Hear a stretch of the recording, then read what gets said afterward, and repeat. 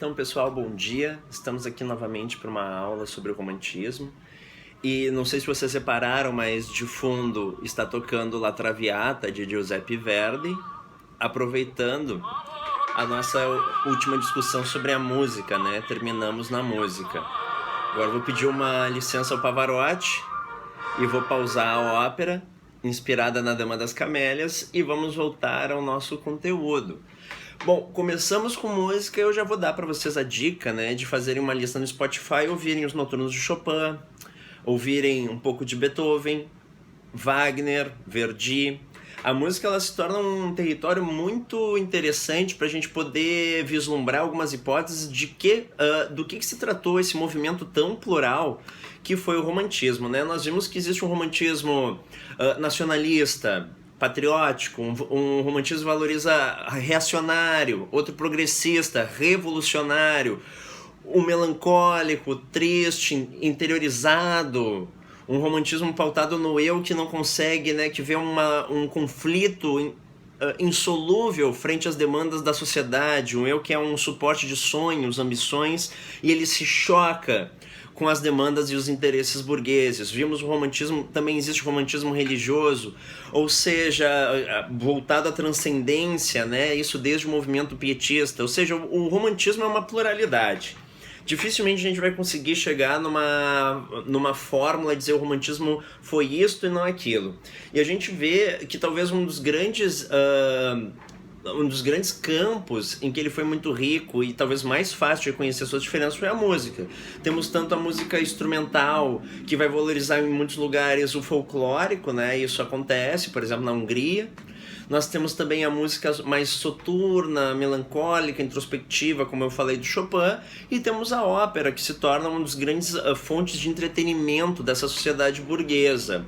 A ópera ela ganha grandes nomes durante o romantismo, como o Giuseppe Verdi, que é veneziano, né, de Veneza, e também temos o Puccini, e temos o Wagner na Alemanha, né? A ópera a gente vê que ela se divide muito entre esses dois grandes temas. Por um lado, o nacionalismo, então o nacionalismo é uma grande bandeira romântica, né? Exaltação do popular, do folclórico, daquilo que é típico do povo, que também vai ser chamado de cor local, e o melodrama, né? Os amores, os afetos, o amor que muitas vezes resulta em morte, né? O herói privado do seu amor, da heroína, ou heroína privada do amor do herói, recorre ao suicídio. Às vezes o casamento é visto como uma prisão e só o adultério, a traição se torna uma espécie de liberdade, promessa de redenção e até de protesto, né, a uma estrutura social rígida que é o casamento. Então a gente vê que o romantismo ele muitas vezes provoca, né, turbulências em relação aos sentimentos, turbulências sociais. Para a gente terminar a nossa leitura do Isaiah Berlin, é bem interessante que ele chega a um ponto que ele sintetiza o ideal do romantismo como uma negação do iluminismo e uma negação de três pilares do iluminismo. Existe a negação da ideia de unidade, a negação da ideia de harmonia e a negação da compatibilidade entre valores, verdades e ideais. Ou seja, eu posso ter valores que sejam verdadeiros em um tempo, para um povo, e eles não precisam ser compatíveis com os de outros. Existe uma ideia de relativização muito grande, da qual nós somos herdeiros na nossa contemporaneidade, que veio do romantismo. Algumas palavras do Isaiah Berlin, só para a gente terminar essa sessão e chegarmos cada vez mais no Brasil, né? Que nosso ponto de chegada hoje é o nacionalismo e como o romantismo pensou e estruturou a ideologia estética do Segundo Império, né, brasileiro. Bom, o que o Isaiah Berlin diz que é o ponto do predomínio da vontade e o homem como atividade constante de criação. Essa é a essência do movimento romântico, até onde percebo. Predomínio da vontade, o homem como atividade, como algo que não pode ser descrito, porque está perpetuamente criando. Não se deve nem mesmo dizer que ele está criando a si mesmo, pois não existe nenhum eu, existe apenas movimento. Esse é o cerne do movimento romântico, né, do romantismo. Ou seja, é muito colocada essa situação de uma vontade que não consegue ser medida em estruturas, né? O romantismo como algo totalmente refratário, contrário a qualquer tipo de padronização ou estruturação, ou gestalt da realidade, né? Ele está ali para romper. e também ele busca incessantemente captar o movimento da natureza, da criação, do universo, pois as coisas estão em fluxo, né? Não estão instantes como a gente poderia analisar em outros períodos da história. Também, para a gente terminar, o nosso filósofo, embora liberal e talvez muito antirromântico nas suas outras... digamos, nos seus outros escritos, né, mais fiel a uma tradição de liberalismo econômico, de pensamento, da fortaleza de instituições que regem o nosso comportamento, a gente vê que é muito importante essa série de conferências para o Isaiah Berlin dentro da sua estratégia de pensamento, até para mapear o que foi um ganho positivo ou não do romantismo. E ele vê como herança do movimento romântico o seguinte, e é a partir disso que eu vou encerrar a participação dele com vocês, né? Devemos ao romantismo a noção de liberdade do artista e o fato de que nem ele, nem os seres humanos em geral podem ser explicados por noções simplistas, como as que predominavam no século XVIII, e como ainda são enunciadas por analistas excessivamente racionais e científicos, seja em relação aos seres humanos ou aos grupos. Também devemos ao romantismo a ideia de que uma resposta unificada quanto aos assuntos humanos provavelmente será ruinosa, que se você realmente acredita que há uma única solução para todos os males humanos, e que você deve impor essa solução a qualquer custo, você provavelmente se tornará um tirano violento e despótico em nome de sua solução, pois seu desejo de remover todos os obstáculos a ela vai acabar destruindo as criaturas que você pretende beneficiar ao oferecer a solução. A visão de que há muitos valores e que eles são incompatíveis, toda a noção de pluralidade, de inesgotabilidade da imperfeição de todas as respostas e arranjos humanos, a ideia de que nenhuma resposta que afirme ser perfeita e verdadeira, seja na arte ou na vida, pode em princípio ser perfeita ou verdadeira. Tudo isso devemos aos românticos. Como resultado, surge uma situação bastante peculiar. Aqui estão os românticos, cujo principal fardo é a destruição à vida comum, é destruir a vida comum tolerante, destruir a mediocridade burguesa, destruir o bom senso, destruir as ocupações pacíficas dos homens, e levar a todo um nível apaixonado de experiência autoexpressiva, de um tipo que talvez apenas as divindades em obras mais antigas de literatura deveriam manifestar. Então é interessante que todo esse ideal radical de energia, de vontade incontrolável, vontade inesgotável que brota dos primeiros românticos nas suas raízes e que tinham desconforto com a civilização burguesa e a sua mediocridade, já que a burguesia é muito voltada, já que o centro da vida burguesa se torna o interesse pecuniário, dinheiro, economia, né? O que seria talvez o que seria de fato extremamente antirromântico, né? Existe um desconforto do romântico com essa burguesia que assume o poder com o final do antigo regime. Nós temos um tiro que vai pela culatra, né? Eles que impunham a destruição e uma força de vontade incontrolável que destruiria as barreiras e obstáculos aos quais ela se contrapusesse, no final, digamos, dentro dos ganhos históricos que a gente herdou deles também foi uma grande ideia de relativização e de tolerância com o diferente, com a pluralidade, né? Então é interessante como foi pela culatra, mas reverteu de uma maneira positiva. A gente não pode deixar de esquecer que basicamente toda herança dos românticos, quase todo pensamento de vanguarda, né, artística, é uma espécie de atitude romântica frente à vida e à história. A vanguarda, ela já tem esse nome de vanguarda, né, como aquela primeira, como, digamos, a primeira parte do exército numa batalha. A vanguarda está à frente da retaguarda, e a vanguarda, ela tem uma ideia de militância, né? Existe uma ideia de beliculosidade, bélico, de guerra, né? Frente às instituições do seu tempo, frente a uma herança do passado, muitas vezes rígida. A vanguarda, ela quer destruir aquilo que está instaurado e instaurar um novo futuro. E ao mesmo tempo que se posiciona em relação ao futuro, a vanguarda, ela cita exemplos do passado e vai dando vida a outros exemplos do passado e construindo uma outra narrativa para possibilitar a sua existência, né? A gente vê uma espécie também de guerra pelo prestígio, aquilo que é velho, que então aquilo que era clássico até então, e aquilo que é o novo que quer se impor, né? Essa divisão muito forte entre o que é clássico e o que é novo foi dada durante o próprio romantismo, que quis acabar com a poética voltada aos cânones, né, da antiguidade greco-latina, aos lugares comuns, ao repertório de recursos estilísticos e temáticos dessa mitologia da antiguidade que é ressuscitada no Renascimento, no Neoclassicismo, etc., quis ver um outro tipo de experiência mais aberta até ao presente, muitas vezes, né? Claro que dentro da sua pluralidade também o romantismo se orienta ao passado, mas ao passado não clássico necessariamente, mas o passado da Idade Média, folclórico, onde também a gente tinha ou quando, né, nós tínhamos aqueles grandes ideais nobres de vassalagem amorosa, lealdade, aquela figura do cavaleiro medieval como portador da virtude, é uma figura extremamente romântica que vai sendo voltada durante o período, né, em que o romantismo ele está como o principal movimento estético, criador de formas de arte. Bom, é interessante a gente pensar também nessa herança que não só para o lado artístico, para o lado do bem, para o lado da tolerância, também a gente pode dizer que as guerras, os despotismos, o fascismo, o nazismo, o próprio, digamos, socialismo soviético são heranças do movimento romântico, né, que se torna um movimento também revolucionário. Ou seja, o que aconteceu quando os revolucionários tomaram a Bastilha? Quando os franceses puseram abaixo as instituições do antigo regime, em 1789, trataram de instituir um novo calendário para um tempo que nascia, o tempo revolucionário.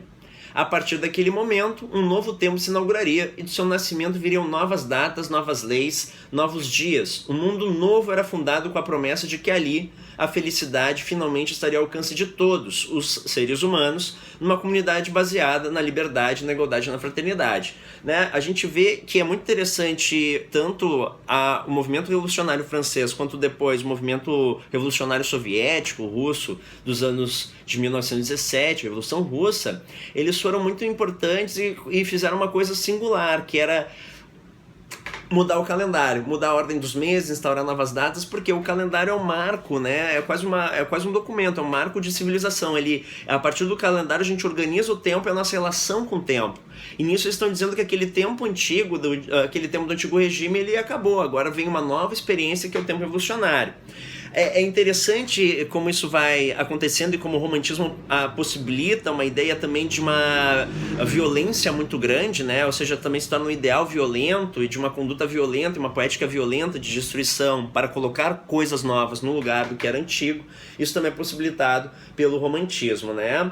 No plano e o fascismo, com seu nacionalismo exacerbado, de todos estarem abaixo da nação e a nação sobre todos, e também muito pautado em Deus, família, né? Em bandeiras mais conservadoras, também são herança do romantismo, que valoriza muito, em uma das suas vertentes, que valoriza muito a cultura local. Feito isso, o que eu acho que é interessante, né? Não podemos esquecer que estamos lidando com uma disciplina de literatura e que é o texto escrito no nosso horizonte, né? A gente falou um pouquinho da história. A história é uma grande moldura a partir da qual ela é montada pelo presente, né? Mas ela é uma moldura a partir da qual a gente vai entendendo as condições de vida e as condições de pensamento que possibilitaram expressão, as demandas de um tempo aos quais os artistas, os pensadores, né, as pessoas que escreveram ou que fizeram obras, ou que, digamos, se posicionaram, elas estão se posicionando a demandas que estão ali presentes no seu tempo. E é interessante a gente entender esse tempo para poder entender também o alcance dessas demandas ou aquilo que elas mudaram a história do pensamento. De forma geral, é muito importante a criação literária e a criação estética, artística dentro do romantismo, e ela vai inaugurar uma nova forma de tratar a arte. Aqui no Isaiah Berlin ele diz o seguinte: a função do artista é aprofundar-se dentro de si mesmo, e acima de tudo aprofundar-se nas forças obscuras e inconscientes que se movem dentro dele, e trazê-las à consciência por meio da mais angustiante e violenta luta interna, né? Então, vemos de novo o ideal da vida como um conflito insolúvel entre o eu, entre a interioridade, ou eu, e a exterioridade, né? Existe um choque de vontades, e a vontade, ela tem que, uma vontade para existir, ela tem que ser mais forte, se impor sobre a outra. Mas nós também temos aqui uma novidade estética, que é o seguinte: ao contrário de tudo aquilo que era feito até então no classicismo, em que os poetas, os artistas, eles concebiam a obra de arte a partir de um repertório de ideias comuns, de lugares comuns que eles resgatavam, e acabavam sempre fazendo uma obra de arte intertextual com algum autor ou gênero do passado. E justamente a originalidade estava na maneira que esse artista conseguiria configurar novamente um lugar comum, uma temática comum, de uma forma diferente, ou traduzir um poeta. A tradução também era vista como algo original, né? Então o tradutor e o autor, eles tinham o mesmo estatuto. O Camões, por exemplo, ele traduzia muito Petrarca. A gente tem sonetos de Camões que são basicamente traduções de Petrarca, e a gente diz que é autoria de Camões, porque o que ele está fazendo, a partir do repertório de recursos do Petrarca, ele está tentando montar o seu poema, né, como um quebra-cabeça, e mostrar se ele conseguiu vislumbrar um novo arranjo naquilo. A partir desse cânone comum e do novo arranjo e forma que eu dou a ele, está a originalidade do artista clássico. Agora isso não importa, agora eu posso escavar a minha interioridade, eu posso escavar os abismos do coração, meu inconsciente, os meus sonhos, os meus delírios. Então aquela pátina, aquela camada que até então orientava a produção estética, que era racional, ela se torna emotiva, ou melhor que emotiva, subjetiva, né? E a gente começa a valorizar não só a beleza apolínea, racional, vinda do deus Apolo, mas também o deus Dionísio, né? Aquela figura, embora mítica, né, do panteão grego, também aquela figura próxima dos homens, do vinho, da orgia, próximo de um certo ritmo telúrico, né, terreno, um ritmo que está ali no tempo da natureza, que vai à toa, que, né, vai ser expresso pelas obras de arte. É importante a gente dizer que como a Revolução Burguesa, a Revolução Francesa, desculpa, ela acaba se desnorteando e se torna uma Revolução Burguesa, e depois temos uma restauração extremamente conservadora nos seus costumes, não vou dizer ingenuidade, né? Mas esse ímpeto romântico, essa tempestade de ímpetos românticos, ela acaba ganhando um novo inimigo, que estava de certa forma, que ela de certa forma ajudou a dar voz, que é a burguesia, né? Em vez de termos aquela promessa de um mundo pautado na liberdade, fraternidade e igualdade, a gente tem um mundo pautado na lógica do dinheiro, o triunfo do liberalismo econômico, a gente tem uma mercantilização muito grande das coisas, e a própria arte se torna um produto, né? Com o advento da burguesia como classe histórica dirigente, produtora de conteúdo, o jornal se torna o principal veículo de valores, de ideais. A notícia, ela se torna o principal também, digamos, horizonte. Nós tínhamos jornais matutinos, vespertinos, às vezes folhas da noite. A gente tinha, digamos, às vezes 3 edições de jornal por dia, porque existia uma espécie também de maravilhamento com esse mundo que não é mais pequeno, é um mundo globalizado, né? Nós sabemos então que o mundo é muito grande, nós temos um maravilhamento com o conhecimento científico que está chegando, e de certa forma também vai colocar a arte dentro do jornal. Vão existir suplementos literários ou até revistas literárias que nós damos o nome de folhetim, e esses folhetins seriam um espaço onde nós teríamos os contos, poemas, principalmente capítulos de romance, né? Um dos nomes que a gente tem mais lugares para novela, principalmente a novela das 6, que é histórica, na rede da TV brasileira, é folhetim. O folhetim é uma novela, ou seja, o seriado é um folhetim. Os seriados que a gente assiste às vezes no serviço de streaming, porque eu vejo seriadamente, né, capítulo a capítulo, acompanhando uma história. Isso acontecia no século XIX, e isso também é importante, porque o que vai acontecer com o artista romântico nesse momento? O artista romântico é profundamente interessado na sua arte, né? Ele acha aquela arte como uma questão de vida. A arte, ela é a maneira com a qual ele consegue criar a si mesmo e criar valores, né? E viver de acordo com esses valores. A arte é uma redenção, uma maneira de eu captar esse fluxo infindável da natureza infinita. Só que essa arte, ela vai se tornar um produto burguês. Ela perde essa aura, e o artista, ele acaba tendo que se vincular ao mercado, a interesses de mercado, para poder sobreviver. Até então, isso aparece num livro chamado O Homem Sem Conteúdo, né, do filósofo italiano Giorgio Agamben, que está a edição italiana L'Uomo Senza Contenuto. Aparece uma questão que é muito interessante, que até o romantismo, o artista, ele era conhecido por ser um ser humano como os outros, mas ele tinha uma techne, quer dizer, uma habilidade, uma arte, né? Uma habilidade, uma técnica que permitia que ele produzisse obras de arte, ou seja, conduzisse à existência obras de arte, né? E raramente um artista concebia uma obra por inspiração, como a gente tem hoje. Eu estou inspirado para fazer um poema, escrevo um poema. Não, as obras eram muitas vezes encomendadas, né? Às vezes existe história de grandes pintores que ficaram anos esperando o dinheiro de uma encomenda e já estavam velhos e nunca realizaram sua obra-prima, sua obra magna, né? Ou obra-manha. O que vai acontecer com isto? Acontece o seguinte, até então o artista ele está imerso em um conteúdo comum de mundo, né? Ele, digamos, ele vive na mesma comunidade dos seus pares e ele comunga dos mesmos ideias dos seus pares. Então na hora que ele vai passar, que ele é encomendado a fazer uma Capela Sistina, como no caso do Michelangelo, o que ele vai retratar é basicamente uma cultura do seu tempo, na qual ele é um participante, ele não é alguém fora do tempo, não é alguém exterior a ele, mas alguém que participa daquilo e dá luz, né? Produzir é isso, conduzir da existência aquilo que não existia. Então ele produz, ele conduz a existência, a obra de arte, por meio da sua técnica pictórica como pintor.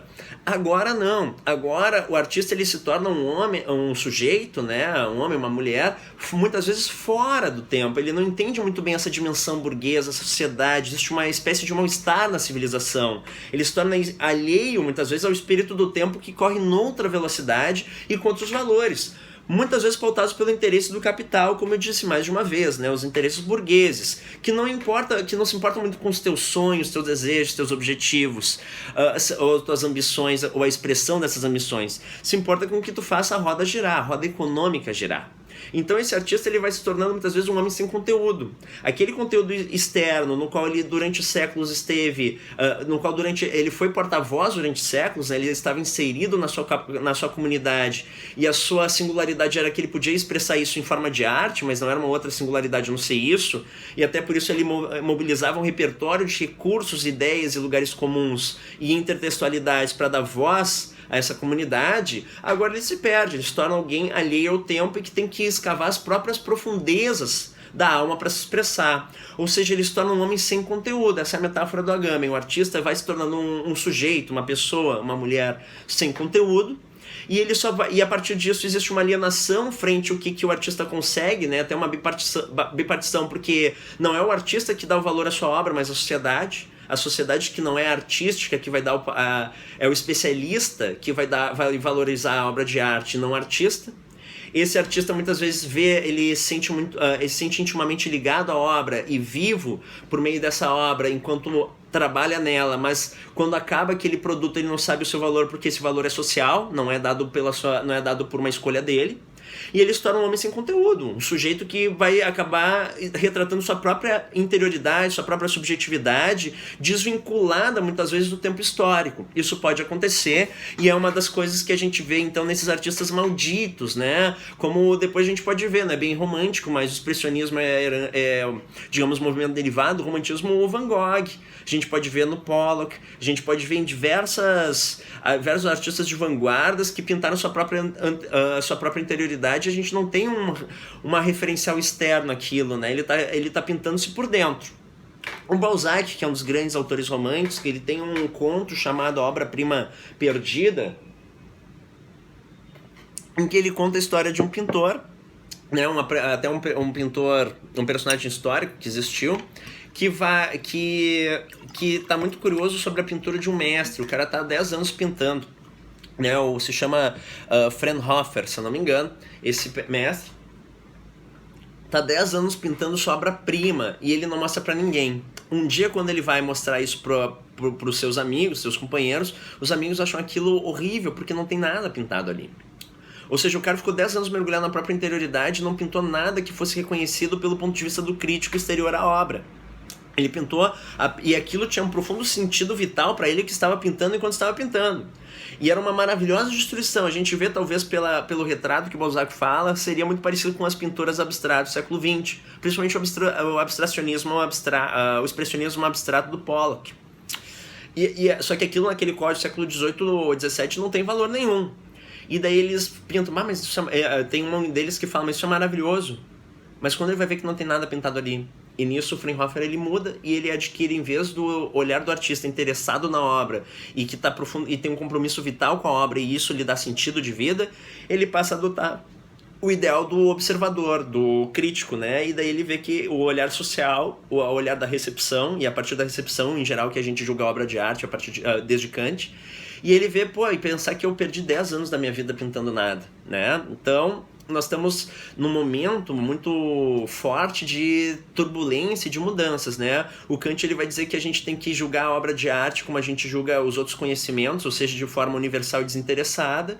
E o Nietzsche vai dizer que a gente tem que julgar a obra de arte do ponto de vista do criador, que é profundamente interessado nela, né? Que vê com compromisso vital dentro da obra de arte e uma expressão muito grande da sua vontade individual.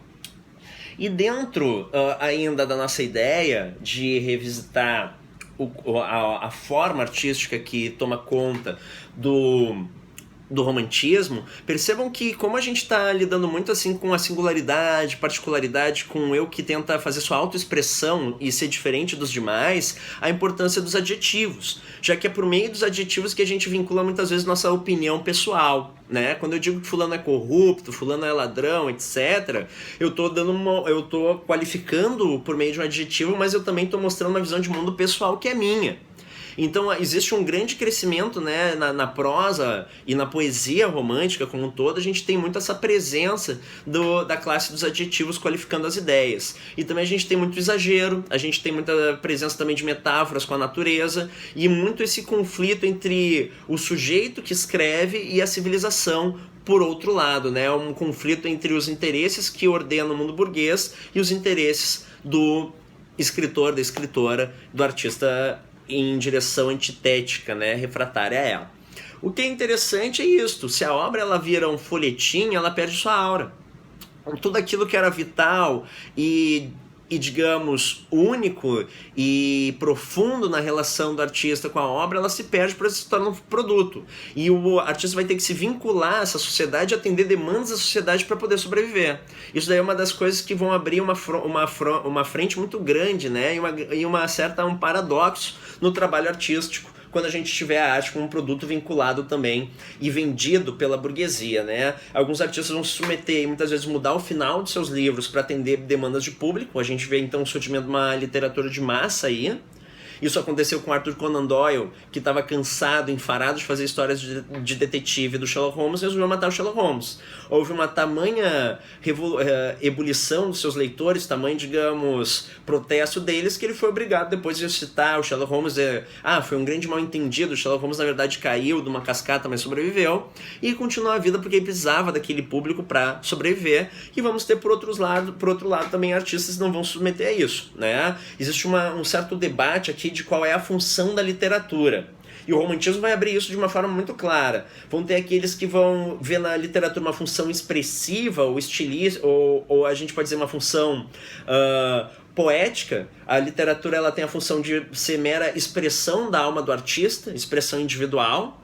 Vão ter aqueles que vão entender a literatura e as obras de arte com uma função crítico-social, ou seja, a literatura ela é porta-voz de uma ideia coletiva de redenção, de liberdade, como o próprio Victor Hugo fez, né? A gente tem na obra do Victor Hugo uma denúncia muito grande às mazelas pelas quais passava a civilização, a população francesa, principalmente a população mais pobre, né? Os Miseráveis é um hino à defesa desse tipo de pessoas que são fragilizadas, né, pela ordem do capital e pelos interesses. E a gente tem também uma função de evasão, a literatura como entretenimento, e essa vai ser a literatura de massa que vai possibilitar os gêneros. É no romantismo que surge o romance policial. Edgar Allan Poe foi espécie de pai fundador do romance policial. A gente tem também a ficção científica com a Mary Shelley. A gente tem, e o próprio Edgar Allan Poe fez isso, também fez o conto psicológico, o conto de mistério. A gente tem a ficção que hoje é tida como ficção rosa, né, que seria assim mais romance de costumes, açucarados, a ficção erótica, ou seja, o romantismo ele também vai gerar diversos gêneros, né, muito atento ao mercado consumidor que vai possibilitar a vida do artista. Existe um texto interessante neste livro que é A Cultura do Romance, que é o Século Sério, do Franco Moretti, que ele vai dizer que durante o século XIX houve um aparecimento, isso nos interessa, pois nosso interesse é saber ler uma obra e saber a metalinguagem para entender a obra no seu tempo, um interesse muito grande pela figura do cotidiano. Os romances que eram escritos até então, e o romance era um gênero banalizado, o romance existe desde a Grécia Antiga, tá? Porém, ele é um gênero muito banalizado, ele era visto como um gênero vulgar, né? Ele era um gênero assim, digamos, não era um gênero nobre como a poesia, a tragédia, né? O teatro. Ele era um gênero menor, ou a epopeia, né? Com essas formas clássicas, era um gênero menor, muitas vezes vinculado assim à ficção barata.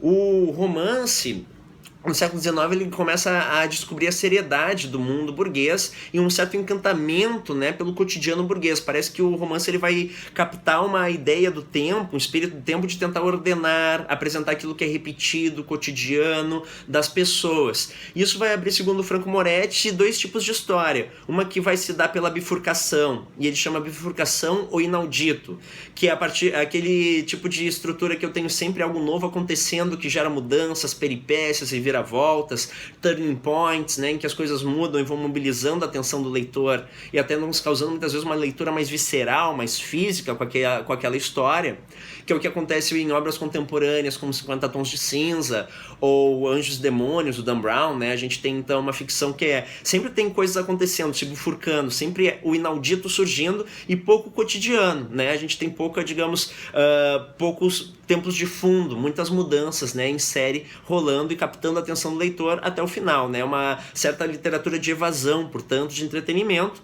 E no século XIX, isso que vai matar, de certa forma, o romantismo enquanto expressão artística e vai surgir o realismo, é uma espécie de fascínio por aquilo que o Franco Moretti chama de preenchimentos.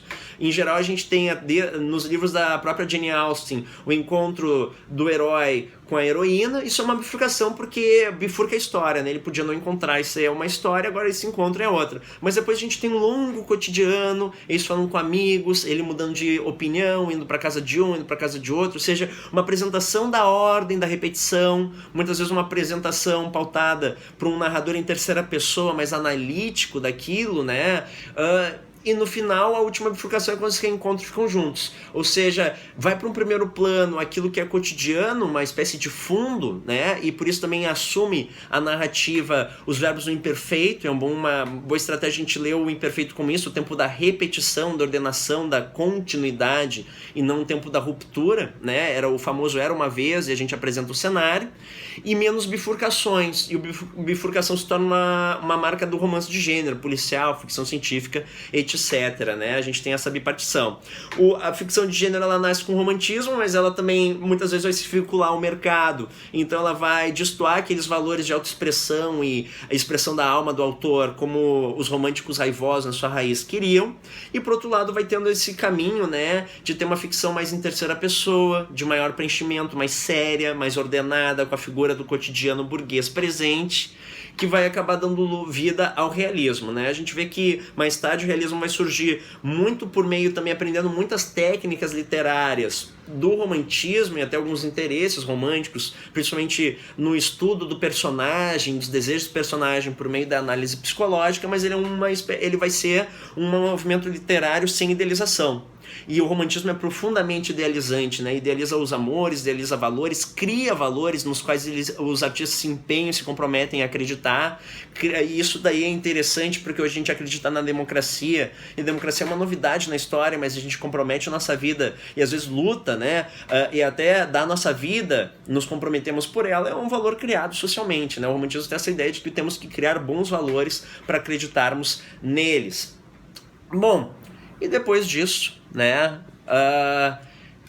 a gente pode começar a pensar o Brasil. Só gostaria de falar, antes de pensar o Brasil, porque também as minhas aulas são assim, né? Existe uma coluna vertebral, existe um ponto objetivo, mas ela também é cheia de bifurcações, meio romântica, né? De digressões e não tanto de preenchimentos.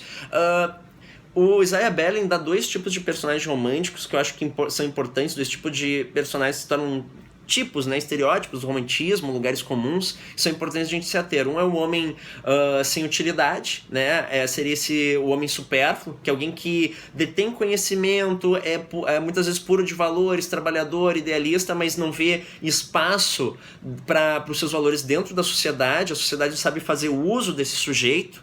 e esse personagem a gente vê no próprio jovem Werther, né, que era porta-voz de um amor tão único, tão singular pela Charlotte ou pela Carlota, depende da tradução que vocês leem, mas a sociedade não tinha lugar para esse amor, a sociedade tinha lugar para o casamento, arranjado pelos pais para a ordem. Ele então se mata como um protesto, né, dessa sociedade. Ele se mata porque é um conflito impossível de solução. Ele ama a mulher, ele tem provas de que talvez ela ame ele, mas ela não pode acabar com um casamento que é indissolúvel, então só resta ele sair de cena.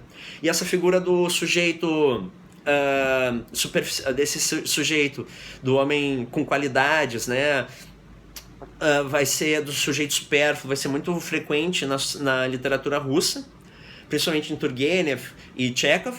E a gente vai ter também esse rebelde, né? O sujeito que quer botar a sociedade abaixo, reformular e botar uma nova ordem. Esse grande inquisidor dos valores também vai ser famoso na literatura russa posterior, com Dostoiévski, Crime e Castigo, Raskolnikov, que vai acreditar que ele é um sujeito extraordinário, e a história é criada por seres extraordinários que podem matar e cometer crimes e vão ser perdoados por ela, pois a história, os homens ordinários, a massa ordinária não conta pra nada, e são os sujeitos extraordinários que levam a história pra frente, criando novos valores e novas formas de vida.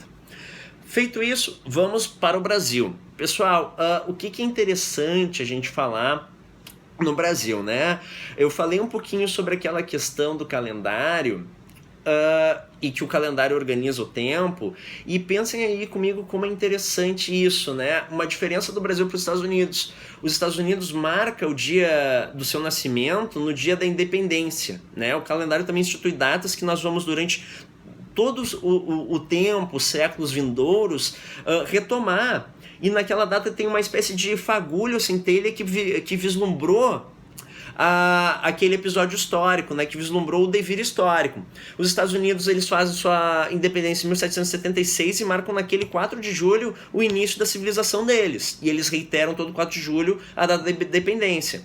Nós temos nossa independência e ela vai ser muito importante, né, em 1822, em setembro, porém, nós contamos a idade do Brasil desde a descoberta, que foi feita pelos portugueses em 1500. Ou seja, olha a diferença, né, que existe, e também intelectual, a diferença de experienciar a história, eu contando desde a descoberta de um território e a sua exploração por uma metrópole, né, e uma exploração que foi anulando a cultura do indígena e dos povos originários que estavam aqui, matando esses povos, uma colonização de exploração atendendo um pacto colonial e interesses de uma metrópole, e eu poder contar a minha história a partir de 1822, em que eu teria a independência dessa metrópole e o surgimento de um Brasil, né? Existe uma escolha, e essa escolha entre contar a nossa história a partir de uma data e não da outra, e essa escolha repercute no sentimento de mundo que nós experimentamos e comungamos no nosso coletivo. O que é importante a gente pensar nesse primeiro momento do romantismo é que o romantismo no Brasil ele surge, a expressão literária ela surge quando ela já está adiantada na Europa, né? Então a gente vai ter uma espécie de bovarismo. A gente vai ler aquela produção feita na Europa com os olhos, às vezes, de leitores apaixonados, tentar transplantá-la para o Brasil e aclimatá-la ao Brasil. Surgem durante esse tempo muitos pensadores que vão propor, porque não existe o Brasil, né? O Brasil existe, passa a existir em 1822, o que veio antes era Portugal, literatura colonial. Descobrimento, literatura informativa, barroco, arcadismo não são expressões literárias brasileiras, são expressões literárias coloniais. O Gregório Matos Guerra, Cláudio Manuel da Costa possivelmente se sentiam sujeitos portugueses vivendo no Brasil e não necessariamente brasileiros, pois não havia ainda uma consciência nacional. Agora, em 1822, surge essa consciência nacional e nós temos que pensar o seguinte: como criar um Brasil? Como eu crio a cultura de um país? Por meio de quais artifícios eu crio uma cultura de país para que a pessoa do norte, do sul, do leste-oeste, diferentes regiões, se sinta participante do mesmo projeto histórico, se sinta participante de um mesmo ideal coletivo de nação, tenha consciência dessa nação. E essa é a importância do romantismo. É o romantismo que inventa os valores brasileiros, começa inventando os valores brasileiros e a pauta. Se até hoje numa prova como o Enem eu tenho as questões de literatura se orientam para a identidade nacional, quem pensou em identidade nacional em primeiro lugar foi o romantismo. Somos muito românticos ainda, né, em lidar com esse conteúdo. Claro, tentamos a ver de maneira mais crítica, né? O romantismo vai inventar, idealizar símbolos como indígena, mas é um indígena aculturado. O indígena, na verdade, o indígena que quer ser branco, quer ser cristão, quer ser submetido a uma cultura que ele tem por superior, né? É um indígena muito mais cavaleiro medieval, portador de valores como vassalagem, lealdade e fidelidade ao amo, do que o indígena que existiu. O indígena que existiu foi dizimado, né? Então a gente tem uma literatura que também vai se ater muito aos valores da classe dirigente do Brasil na época, e talvez até hoje, que é essa classe formada por latifundiários, uma classe escravocrata que ganha, que explora o trabalho alheio, explora a mão de obra africana principalmente, e que tem valores extremamente conservadores, patriarcais, né? Por isso que a gente vai ter uma espécie de fuga da situação real para esses símbolos idealizados como indígena, natureza, etc. O que é importante dizer que nós tivemos, né, dois primeiros historiadores nas nossas letras, um francês, que é o Fernand Denis, e o primeiro poeta nacional, que foi o Gonçalves de Magalhães, né? Os dois vão escrever espécies de histórias da literatura brasileira, mas essas histórias, elas são interessantes porque elas não são pautadas para o passado, mas para o futuro. Eles estão tentando inventar a cultura brasileira, né? E estão tentando dizer a partir de quais elementos da sua história o Brasil pode criar, o artista brasileiro pode criar a sua cultura, né? Vamos explorar isso, ver quais são os autores daquele passado que são relevantes para nós hoje e criar a literatura futura do Brasil. Né? Isso é interessante, uma história dirigida ao futuro e não ao passado. É a primeira coisa singular desses dois pensadores. E o Fernand Denis é um francês que em 1826 ele publica um resumo da história literária do Brasil. Nesse resumo ele vai percorrer os nossos séculos, né, de dominação portuguesa, e ele vai dizer uma coisa interessante, que é o seguinte, que a gente tem que retomar a origem. Retomar o arcaico. Em grego a palavra arqué, ou arché, quer dizer a origem, e é a origem onde eu tenho essa fonte vital, inesgotável de energia, né? Se a gente pensar o universo, a origem dele é, de certa forma, um Big Bang, ou seja, começa com uma grande explosão. Muitas vezes os movimentos que vão se dizer primitivos ou primitivistas, eles não querem, eles querem voltar àquela energia que eu teria no lado selvagem, anterior à civilização desgastada, europeia, e seus códigos velhos, bolorentos, né? Então existe um retorno à origem, ao arcaico, original, e esse apelo é feito pelo Fernand Denis. Talvez não com essas palavras, mas a ideia se transmite. Vai dizer algumas coisas como, no seu ensaio, né? A América deve ter pensamentos novos e enérgicos, como ela mesma. Aspirações primitivas de uma nação cheia de energia. Nessa fertilidade selvagem, florestas primitivas, animais selvagens. O signo dessa literatura que deverá pulsar de energia é o primitivo, o original, e por que não dizer o arcaico? Por esse motivo, o autor preconiza como caráter que nossas letras deverão ter a cor local, o culto à natureza e o elemento indígena, né? Sinal nosso primitivismo possante e fecundo. Olha os adjetivos que eu coloquei nesse texto.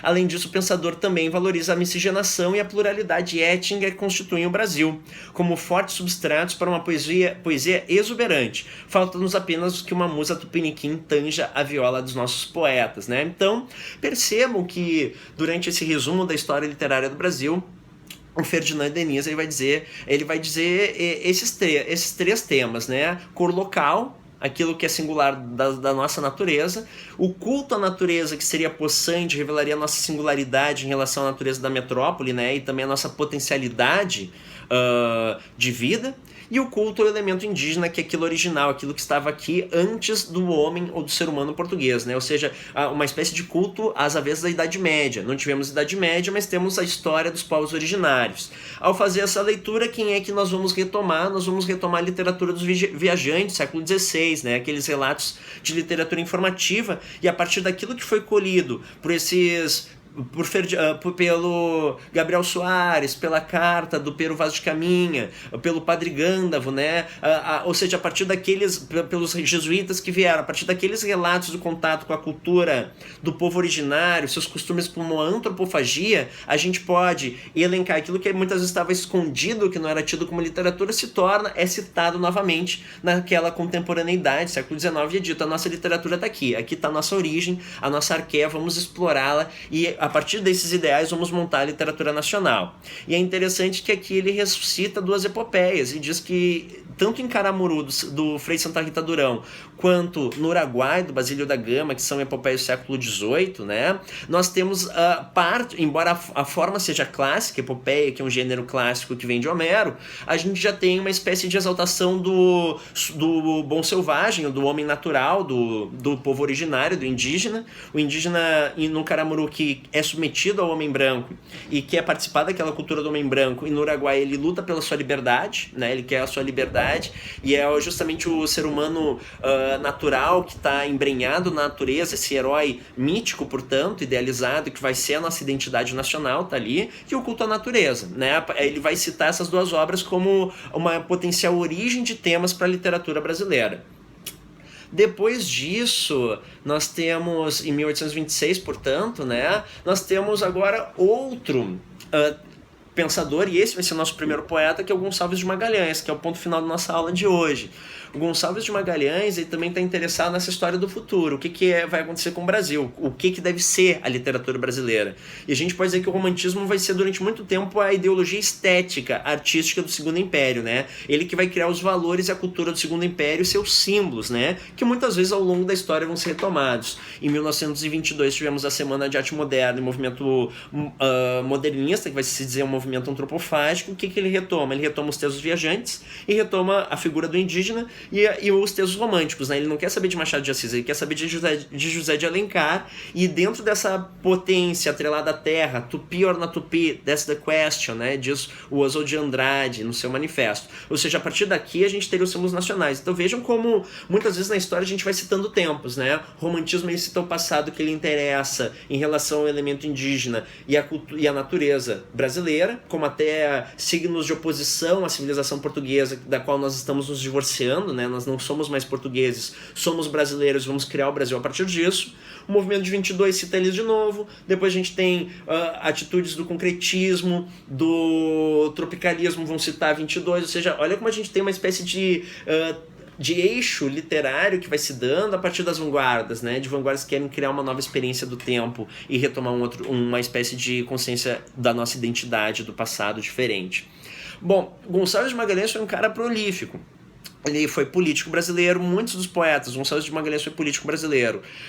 O Gonçalves Dias, que é o principal poeta da primeira geração, ele foi etnógrafo, né? Ele trabalhou no Instituto Geográfico Brasileiro, que foi uma fundação do Dom Pedro I, né? Então, existe uma ideia também de criar arquivos do Brasil, né? O Dom Pedro I tem uma ideia também e o segundo, principalmente, de criar um arquivo. O que é brasileiro? Vamos lá pesquisar as rochas brasileiras, as pedras, as árvores e fazer uma espécie de mapa do que é brasileiro e o que não é. A gente precisa descobrir esse Brasil, que é desconhecido, que é tão grande, né, continental, e mostrar o que é nosso, né, o que é único, o que faz de nós uma nação e não mais algo atrelado a Portugal. Isso é ambíguo porque temos a mesma língua dos portugueses, né? De certa forma, a campanha do Marquês de Pombal pelo uso da língua portuguesa foi muito bem sucedida. A gente tem um país enorme e temos poucos dialetos em relação a esse país. Claro que existem muitos aqui, a gente tem italianos, corruptelas do alemão, a gente tem diversas línguas indígenas, mas a grande língua do Brasil é o português, né? E a gente, por meio dele, se comunica de norte a sul. E a gente tem, então, essa ideal. Qual é o papel da literatura? Formar os nossos valores. E nós temos esse poeta que estava morando em Paris, Gonçalves de Magalhães, e ele vai lançar uma revista chamada Niterói, lá em 1836, em Paris. E nessa Niterói ele vai escrever o seu ensaio sobre a história da literatura do Brasil. Vocês vejam que nessa época, e aqui eu tenho um livro que exemplifica isso, do Cânone ao Berço, da professora Maria Eunice Moreira e da Regina Zilberman, que vão ser diversas histórias da literatura brasileira, né? Estão tentando ler o passado e descobrir o que é brasileiro nesse passado, citar novamente esse passado e explorar. A partir daqui a gente pode fazer a nossa identidade nacional, podemos fazer a nossa literatura, né? Então existe essa preocupação do que é brasileiro. Ponto. E nesse ensaio sobre a história literária do Brasil, o Gonçalves de Magalhães vai comungar de muitas ideias do Ferdinand Denis. O Ferdinand Denis é francês, Gonçalves de Magalhães já é brasileiro. Nisso, a gente tem um grande cuidado aos povos, né, originários, uma retomada da literatura jesuítica e da literatura dos viajantes, e ele vai dizer o seguinte: a literatura, a poesia que chegada à América não perderam seu caráter europeu. Com a poesia vieram todos os deuses do paganismo, espalharam-se pelo Brasil e dos céus, das florestas e dos rios se apoderaram. A poesia do Brasil não é indígena civilizada, é uma grega vestida francesa e a portuguesa e climatizada do Brasil. É uma espécie de protesto à gramática de valores e da estética do iluminismo, do neoclassicismo, né, que tinha esse repertório místico. Isso não tem esse repertório da mitologia greco-latina. Isso não tem nada a ver com a cultura brasileira. O que ele vai, de fato, no lugar querer colocar é justamente isto, que o elemento indígena, o culto à natureza e ao cristianismo. O cristianismo, a gente teria essas três questões: o indígena, a natureza e o cristianismo. O cristianismo seria o único, digamos, caráter positivo da colonização que deve ser mantido, né? Então, olha como também muda, então, a figura de indígena que deve ser cantado. Não é mais o indígena selvagem, libertário, não é aquele indígena que aparece no Guarani, mas o indígena do Caramuru, o indígena que quer ser cristianizado, o indígena que quer ser submisso ao branco. Ou seja, a gente vê que é um indígena que não existe, né? O indígena que foi dizimado, é um indígena que é apenas ideal. Ele existe enquanto uma idealidade, enquanto um símbolo de uma cultura, um mito que está nascendo, e a gente está criando então uma preocupação de criarmos nossos mitos pátrios para nos orientarmos e nos guiarmos enquanto nação, mas não a figura histórica que existiu, né? No mesmo ano, o Gonçalves de Magalhães, depois da revista Niterói, em que ele escreveu esse breve ensaio sobre a literatura brasileira, que vai valorizar a figura dos povos originários e do cristianismo, no mesmo ano ele vai lançar 2 livros que depois foram compilados num só, que é Suspiros Poéticos e Saudades. Ele se torna o nosso primeiro poeta romântico. Ele vai começar então, e por isso a gente põe ele como um porta-voz da primeira geração que se diz indianista e nacionalista, né, que se orienta por esses 2 adjetivos. E é um poeta que vai ser muito lido durante um tempo, e hoje ele já é menos lido, né? Digamos, ele se tornou desatual. O que acontece muitas vezes na história da literatura, né? Nós vamos citando nomes que acabam sendo relevantes para o momento presente, esquecendo outros que acabam se tornando irrelevantes, que podem ser citados à frente ou não, né? Isso acontece muito nas brigas históricas, para a gente ver quem é que vai definir o nosso ponto de vista e a ideia de mentalidade dos pensamentos que nos norteiam. Hoje a importância dos Suspiros Poéticos e Saudades se dá muito no prefácio, onde consta boa parte do ideário romântico, em onde ele fala, né, do culto à natureza, ao povo indígena e a Deus. Eu só vou citar para vocês uma parte aqui desse prefácio, que ele diz o seguinte: é o livro de poesias escritas segundo as impressões dos lugares. Olha a impressão que grava na alma do poeta. Ora sentado entre as ruínas da antiga Roma, meditando sobre a sorte dos impérios. Ora no cimo dos Alpes, a imaginação vagando no infinito como um átomo no espaço. Ora na gótica catedral admirando a grandeza de Deus e os prodígios do cristianismo. Ora entre os ciprestes que espalham sua sombra sobre os túmulos. Ora, enfim, refletindo sobre a sorte da pátria, sobre as paixões dos homens, sobre o nada da vida. São poesias de um peregrino, variadas como as cenas da natureza, ou seja, não tem um gênero apenas, não repetem apenas uma fórmula, né, uma espécie de verso, diversas como as fases da vida, mas que se harmonizam pela unidade do pensamento e se ligam como os anéis de uma cadeia. Poesias da alma e do coração, e que só pela alma e o coração devem ser julgadas, né? Então olha o apelo emocional, o apelo emotivo, a leitura, essa ideia de impressões que se gravaram na alma do poeta, e temos então o nosso primeiro livro da literatura nacional, que vai ser importante. Mais tarde, o Dom Pedro II vai encomendar uma epopeia, né? Olha como tanto... Isso é interessante e anacrônico, né? Tanto o Ferdinand Diniz quanto o Gonçalves de Magalhães, eles vão dizer que o grande gênero é a poesia, eles vão trabalhar a lírica. O grande gênero é a poesia. Ao passo que o moderno naquele momento é o romance. Então a gente vê que a nossa literatura já surge em caráter assincrônico, né? Fora do tempo em relação à literatura que é produzida em Portugal ou na Europa, né? Lá a gente tem o surgimento, o ápice do romance como o grande veículo de ideias, de expressão, e aqui a gente ainda está atrelado muito à poesia, que era o veículo de expressão do classicismo, principalmente. O Dom Pedro II ele vai acreditar que falta ao Brasil uma epopeia inaugural, ou seja, a Grécia tinha Ilíada e Odisseia, Roma quando, por meio do Império do Augusto, vai ter encomendado ao Virgílio a Eneida, né? A gente tem, às vezes, a epopeia, que vai marcar a origem mítica de um povo, né? A origem, digamos, a histórica, né? O mito é isso, o mito ele sai, seria aquilo que a gente não tem explicação, mas ele é potencial de uma origem, de uma arqué, ele marca esse rastro, e ele muitas vezes é reiterado, né? Na Ilíada e na Odisseia a gente tem essa questão dos gregos em busca de Helena de Troia, né? Uma espécie comungando os gregos de diversos lugares da Hélade, né? Diversas cidades-estados. Na Eneida, a gente tem a figura do Enéas, que é o último sobrevivente da Guerra de Troia, ele é um troiano, portanto, e ele chega a Roma, onde ele vai fundar, ou ao Lácio, onde ele vai fundar a civilização romana, né? Ou seja, ele vai ser um pai fundador da civilização romana. A gente está cantando nossa fundação em uma epopeia, uma fundação cultural, e a gente tem essa ideia de que então Roma foi fundada pelo último dos troianos, né? O Enéas, um semideus, pois ele é filho de um homem com a Vênus, né? Então os romanos também são filhos de Vênus. E a gente tem os Lusíadas, depois do século XVI, né? Que vai ser a mesma ideia a partir de um eu lírico, um herói coletivo, que é o Vasco da Gama, que vai mostrar a força de Portugal, né? As armas e os varões assinalados do ocidental praia... Aos armas e os varões assinalados do ocidental praia lusitana, por mares nunca adiante navegados, passaram ainda além da tropobana, em perigos e guerras esforçados mais do que prometia a força humana, e por aí a gente vai, né? Há um culto à nacionalidade por trás, uma epopeia, uma tentativa também de culto ao império, né? Uma civilização e deixar sua marca. Falta uma epopeia para validar a origem dessa civilização brasileira, falta uma marca nela, e essa marca vai ser encomendada a Gonçalves de Magalhães, que era muito próximo de Dom Pedro II. Ele vai levar 10 anos para compor uma epopeia chamada A Confederação dos Tamoios. Ela surge como um best-seller na época, ela é muito lida, ela é vista como esse marco, essa propaganda da cultura brasileira, né? Ela trata da história do Brás Cubas, os primeiros colonizadores, né? Portugueses ao Brasil. Porém, depois um jovem de 26 anos, né, muito atrevido, vai dizer, pelo pseudônimo de Ig, que é o José de Alencar, vai dizer que aquilo é um livro totalmente desimportante, que ele é um livro caduco, porque os versos não são inspirados, eles estão em forma de epopeia, que é um método datado,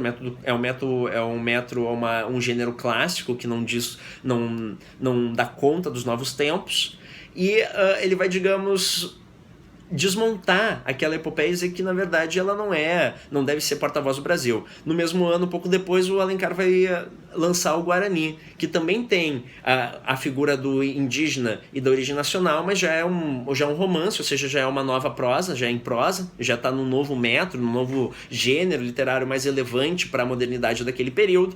E a gente tem uma coisa muito interessante. O Guarani ele começa com a descrição da casa de um personagem real histórico que foi o Antônio de Marias. A casa dele fica perto de uma paisagem selvagem, né?